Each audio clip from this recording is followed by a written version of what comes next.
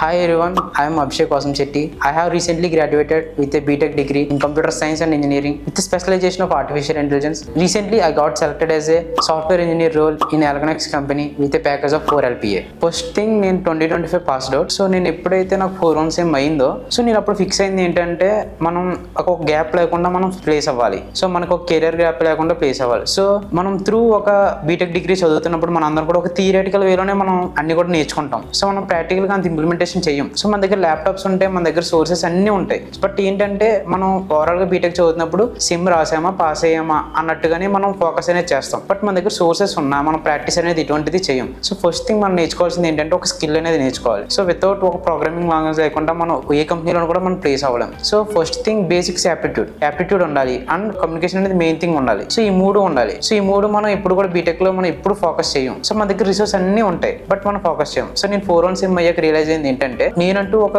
Programming language నేర్చుకోవాలి. So తర్వాత నాకంటూ ఒక కెరీర్ గ్యాప్ ఉండకూడదు. సో నేను జాయిన్ అవ్వాలి. సో నేను ఇవన్నీ ఎలా నేర్చుకోవాలని చెప్పేసి నేను ఒక రోజు ఇన్స్టాగ్రామ్ స్క్రోల్ చేస్తున్నాను. సో ఇన్స్టాగ్రామ్ స్క్రోల్ చేసినప్పుడు 10,000 quarters రీల్ వచ్చింది నాకు. To be frank this is my genuine review. ఎప్పుడైతే 10,000 quarters రీల్ వచ్చిందో సో నేను చూస్తున్నప్పుడు ఏంటంటే యాక్చువల్లీ నేను ఆర్టిఫిషియల్ ఇంటెలిజెన్స్ స్టూడెంట్ కదా. నేను బీటెక్ లో ఉన్నప్పుడు ఏదైనా ప్రాజెక్ట్ చేయాలంటే త్రూ ChatGPT వాడి నేను ఎప్పుడైనా సరే ఒక ప్రాజెక్ట్ బిల్డ్ చేయాలంటే full stock with in 3 hours నేను చేయగలను. బట్ అప్పట్లో కూడా అలా చేసేవాడిని. ఒక ఎర్రర్ వచ్చినా ఏంటి దీన్ని మళ్ళీ ChatGPTకి పట్టుకెళ్ళి ఇచ్చేవాడిని. బట్ నేను ఆ రీల్లో చూసినప్పుడు ఏమైందంటే సో వాళ్ళందరూ కూడా ఒక డ్రైవ్ వచ్చింది 10,000 quarters ఇన్స్టిట్యూట్కి. సో వచ్చినప్పుడు ఏమైందంటే వాళ్ళందరూ కూడా కోడ్ లైవ్ లో రాస్తున్నారు. అంటే సమ్ ఫ్యాకల్టీ ఉన్నారు అంటే వితౌట్ ఎనీ ChatGPT చేయకుండా వాళ్ళుగా ఓన్గా కోడ్ రాసేస్తున్నారు. అదేంటి వీళ్ళగా కోడ్ ఎలా రాసేస్తున్నారని నాకు అనిపించింది. సో అప్పుడు నేను ఆ రీల్ ని మెసేజ్ పెట్టాను అనమాట. సో ఏంటి అసలు వాట్ ఈస్ యువర్ కరికులం అని చెప్పేసి నేను మెసేజ్ పెడితే నాకు డానియల్ సార్ రెస్పాండ్ అవ్వారు. సో రెస్పాండ్ అయ్యి ఒకసారి ఒక కాల్లో మొత్తం ఎక్స్ప్లెయిన్ చేశారు. సో అప్పుడు నేను ఫిక్స్ అయింది ఏంటి అంటే ఓకే నాకు కరికులం నచ్చింది, వీళ్ళ ఒక వే ఆఫ్ థియరిటికల్ ఎక్స్ప్లెయినింగ్ నచ్చింది.